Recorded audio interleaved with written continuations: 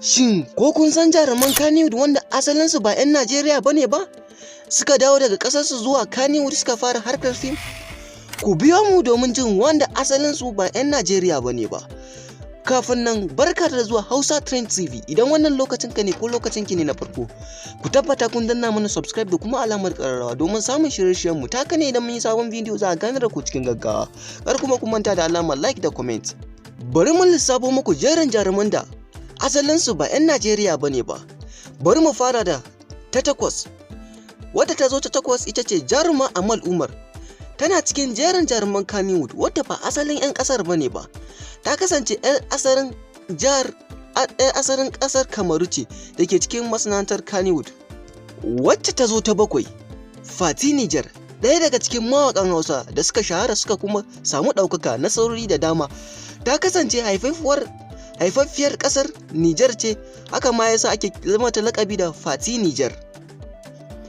Wadda ta zo ta shida ita ce Momi Niger. Momi Niger na ɗaya daga cikin jaruman da take taka rawa cikin shiri mai dogon zango wanda Musbahu an fara ke shiryawa.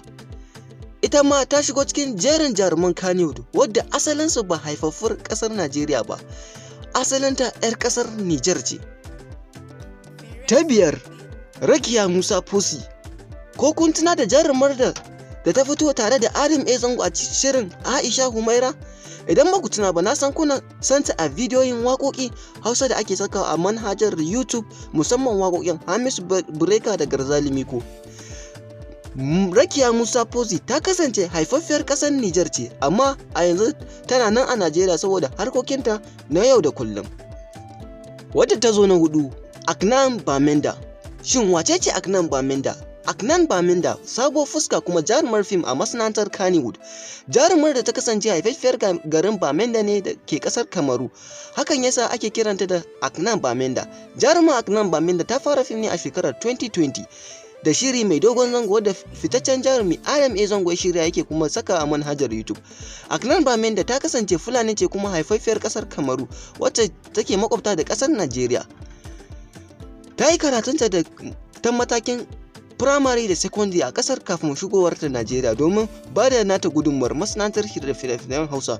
Fara a cewar jaruman Aknan Bamenda mai kallon shirye-shirye, ta kasance mai kallon shirye-shiryen Hausa tun kuruciyarta a lokacin da take a kasar ta Kamaru.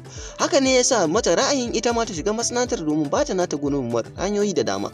Jarumar ta samu nasarar shigowa masana'antar ne ta hanyar fitaccen jarumi mawaƙi mai shirya fina-finai mai kuma ba da umarni Adam A Zango. Hakan yasa ake mata kallon ba burinta ta cika ba, ta shigo masana'antar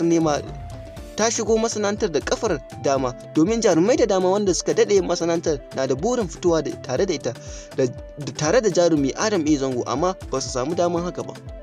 Ta uku, Zarah.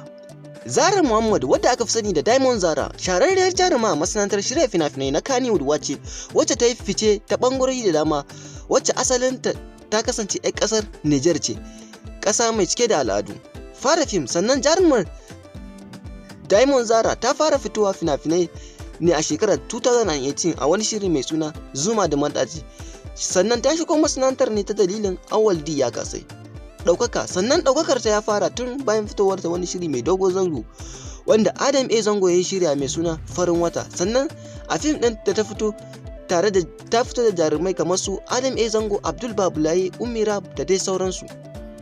Jerin fina-finai, ta fito fina-finai da dama kamar su Zuma da Madaci, Wakili, Laifin Wani da sauransu. Haɗaka. Sannan jarumar Zarah Muhammad, wadda aka fi sani da Diamond Zarah, ta fito a fina-finai da dama tare da jarumai da dama kamar su Adam A Zango, Alinu, Salihu S Fulani da dai sauransu. Aure. Sannan jarumar ta taɓa yin aure a shekarar 2021, amma auren bai jima ba ya mutu, sai dai har yanzu bata fito ta yi bayani dangane da dalilin mutuwar auren nata ba. Sannan cikin fina-finan da ta fito, ta fi son Zuma da Madaci. Sannan abincin da ta fi so, tuwo miyan kubewa. Sannan fim da ta fi shan wahala shine Gargada, fim ɗin Alinu. Wacce ta zo ta biyu, Safiya Yakubu.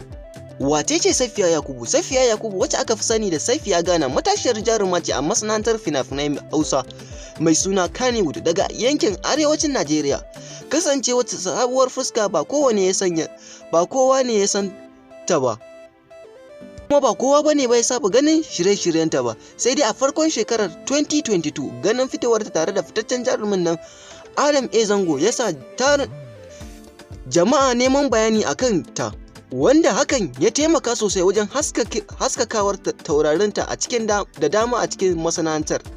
Haihuwarta an haife ta a ranar 12 ga watan Yuni a jihar Accra da ke kasar Ghana. An fi saninta da cikakken suna Safiya Yakubu, amma ana kiranta da Safiya Ghana kasancewar 'yar kasar Safiya Ghana a Najeriya. Safiya Ghana ta koma jihar Kano a Najeriya bayan ta kammala karatunta, inda ta shiga masana'antar fina-finan Hausa mai suna Kannywood. An fara ganin jarumar ne a bidiyon waƙoƙi waɗanda ake sakawa a tashar YouTube, inda ta fito tare da jarumai da dama kamar su KB International, Garzali Miko da dai sauransu. Shigarta masana'antar Kannywood. Safiya Yakubu ta shiga masana'antar Kannywood ne a shekarar 2017 tare da taimakon gogaggen jarumin Kannywood Sadiq Sani Sadiq, wanda ya yi mata jagora zuwa masana'antar fina-finan Hausa. Tana da burin zama jaruma tun farko, kamar yadda ta bayyana yanzu ta cika burinta. Ɗaukakarta. Safiya ta samu karɓuwa sosai saboda taka rawar da ta yi a fina-finai a fim ɗin Sadiq Sani, inda ta samu sanuwa sosai a masana'antar. Hakan ya taimaka sosai fagen aikinta na wasan kwaikwayon a masana'antar. A shekarar 2022 ta fito tare da fitaccen jarumi Adam A Zango a bidiyon wakar Sa'a da kuma wakar Alkawari, wadda auta MG Boy ya rera, inda aka saki bidiyon a Adam A Zango official YouTube channel. Ta fito tare da jarumi KB International a wakar Hamisu Breka yayi mai suna da ke nake, sannan da suka hau wakar Zumar Kauna a shekarar 2021. Ta sake fitowa tare da ɗanta Bashir a wakar So da Kauna, wadda channel ɗin Ayatollah ta ɗauka a shekarar 2020. A shekarar 2017 jarumar ta fito a bidiyon wakar Ruhi tare da Musbahu Amfara, wadda aka sake a channel ɗin AKI Amfara. Ta fito bidiyon wakar Nuratu tare da Tinkin Mai Gashi a channel ɗin Sarauniya TV. Fina-finanta. Wannan kyakkyawar jarumar ba ta tsaya nan ba, ta fito a fina-finai da dama kamar su Sadiq Sanam, Bintu Mai Laya, Rayuwar Macen Soja, Kaddar da sauransu. Aure.